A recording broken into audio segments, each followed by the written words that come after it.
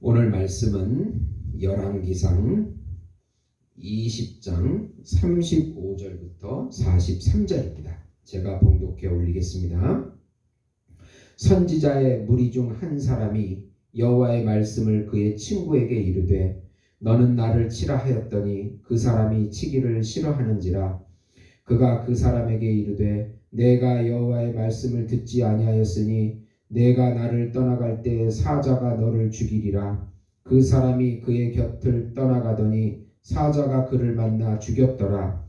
그가 또 다른 사람을 만나 이르되 너는 나를 치라 하매 그 사람이 그를 치되 상하도록 친지라.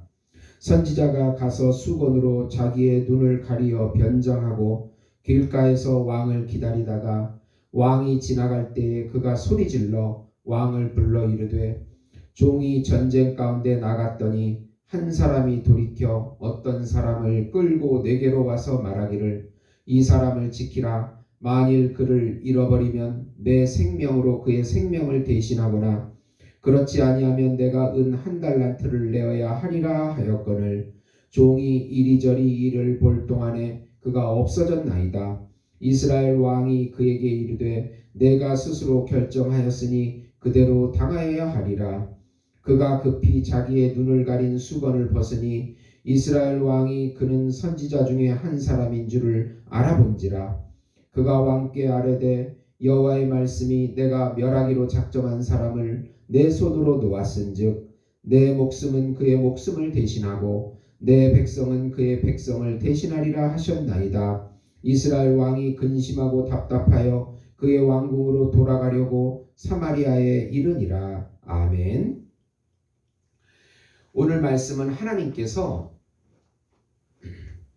아람 왕의 그 두 번의 전쟁에서 여호와의 능력으로 아합 왕을 살려주는 이야기와 또 그것을 깊이 깨닫지 못하고 하나님께 돌아오지 못하는 아합 왕의 영적 무지를 깨닫게 하는 그런 말씀입니다. 사랑하는 성도 여러분, 복음은 기쁜 소식입니다.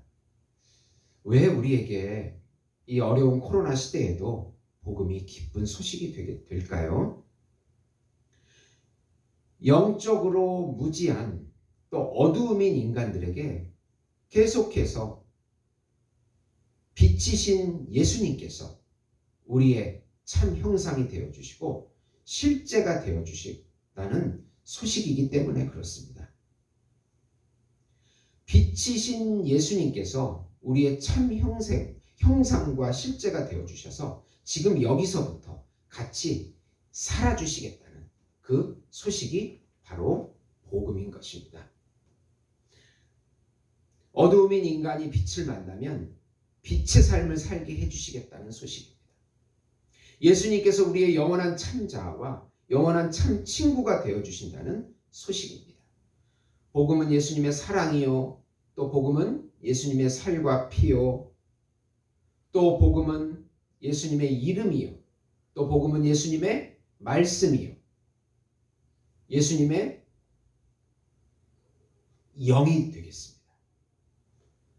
하나님께서 우리에게 주신, 예수님을 통하여 주신 모든 것은 바로 우리를 위한 것이고 우리가 누리라고 주어진 것입니다. 그래서 복음은 기쁜 소식이 되는 것입니다.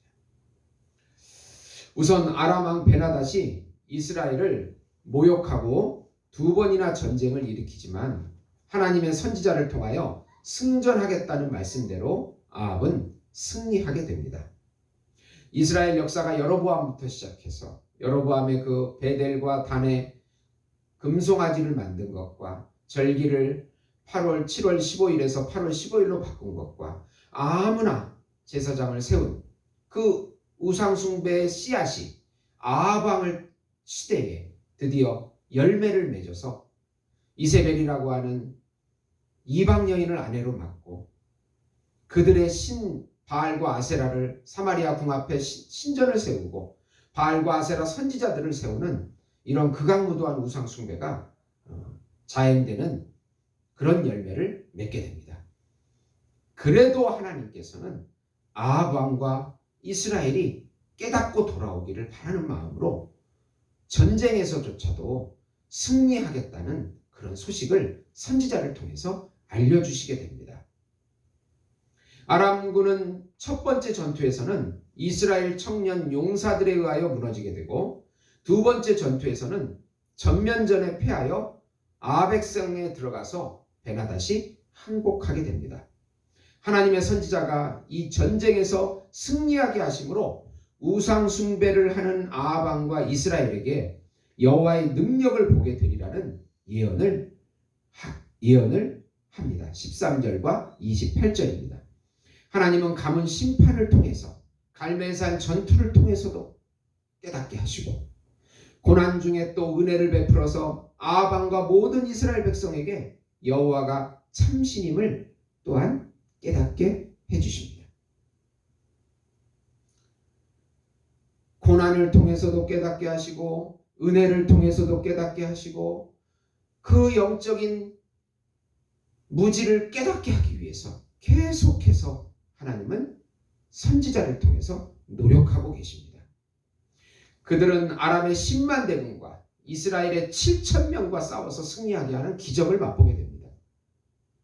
그러나 아합왕은 오히려 항복한 아람왕 베나닷을 살려주고, 베나닷은 그 대신에 이스라엘에게 빼앗은 모든 성읍을 돌려주고, 아람의 수도 다메섹에 아합이라는 이름의 거리를 만들어주는 것으로, 또 서로 경제적으로 교류하는 것으로 그렇게 보상을 함으로 합의를 보게 됩니다.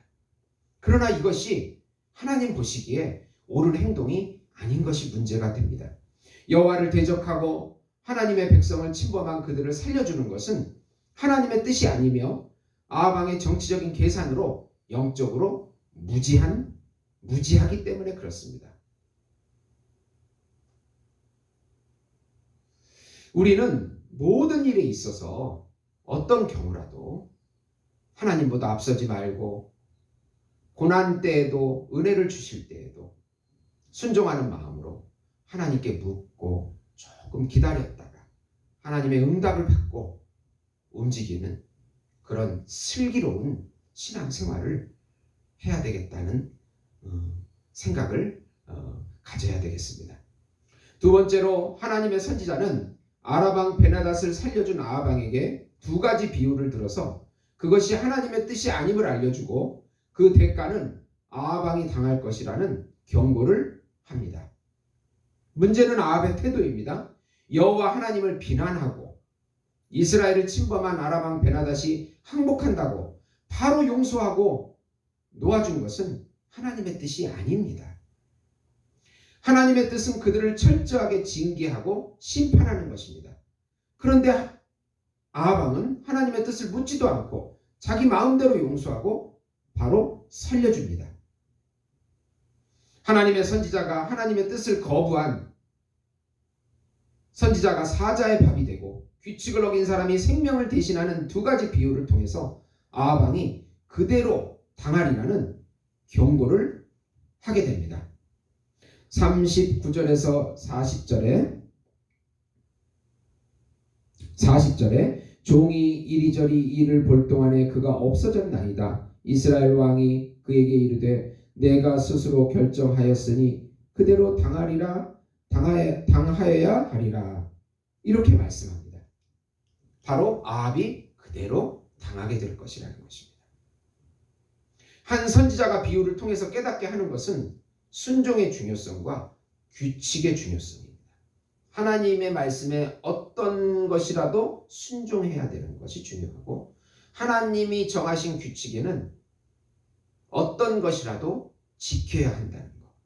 어기면 벌을 받아야 하는데 바로 순종과 규칙을 어긴 왕이 아합왕이라, 그것을 두 가지 비유를 통해서 깨닫게 해준 것입니다. 아합왕은 하나님 앞에 참으로 우유부단하고 마음이 유약한 사람입니다. 하나님께서 아합왕에게 갈멜살 전투와 아람왕과의 전쟁을 통해서 은혜를 주시고 회개의 기회를 주어도 깨닫지 못하고 자기 마음대로 행하는 어리석은 왕임을 알려주고 있습니다.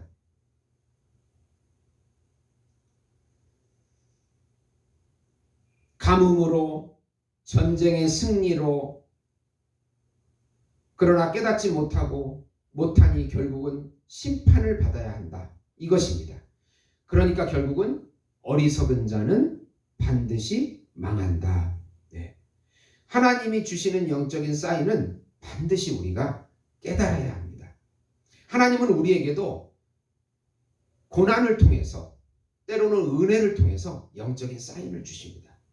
우리 한국의 역사를 보면 6.25 전에 얼마나 가난하고 일제 가운데 고통을 겪으면서 살았습니까? 그 가운데 하나님을 부르짖고 예수님을 믿고 그 이후 70년, 80년, 90년, 2000년대까지 엄청난 물질과 신앙의 축복을 주셨습니다.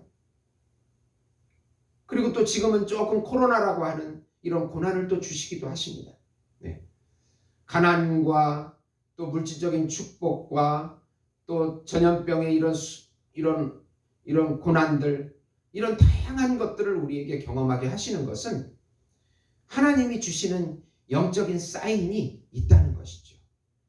계속해서 우리 마음을 두드리시고 예수님과 함께 동행하고 예수님이 우리의 주인이 되시고 참 형상이시고 실제임을 깨닫고 그 복음을 다른 어떤 것보다도 믿고 받아들이고 경배해야 하는 것을 깨닫게 해주시는 것입니다.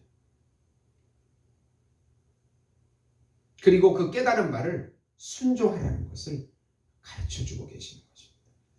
사랑하는 성도 여러분, 하나님은 때로는 고난으로 때로는 은혜로 많은 영적인 사인을 주십니다. 하나님은 순종을 원하시는데 어리석은 인간들은 계속 자기 길을 가서 망하게 됩니다. 하나님은 참 선지자인 예수님을 보내셔서 인간의 죄와 순종을 대신하시고 구원해 주십니다. 하나님께서 예수님을 보내신 것은 인간 구원의 마지막 방법이고 최선의 방법입니다.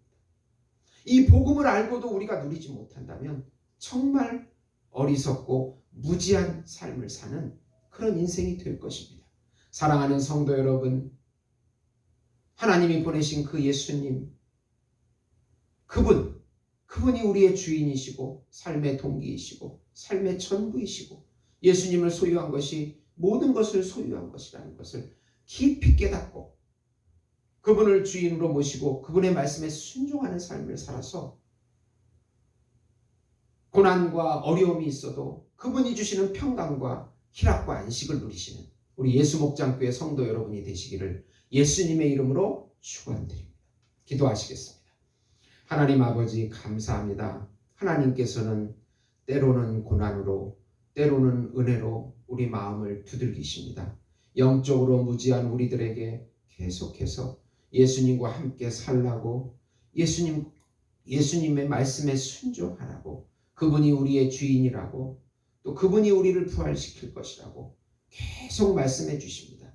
그 깊은 것들을 깨닫게 하시고 받아들이게 하시고 회개할 것은 회개하게 하시고 순종할 것은 순종함으로 영적인 축복을 누리는 저희들이 될 수 있도록 인도해 주시옵소서. 예수님의 이름으로 기도드리옵나이다. 아멘.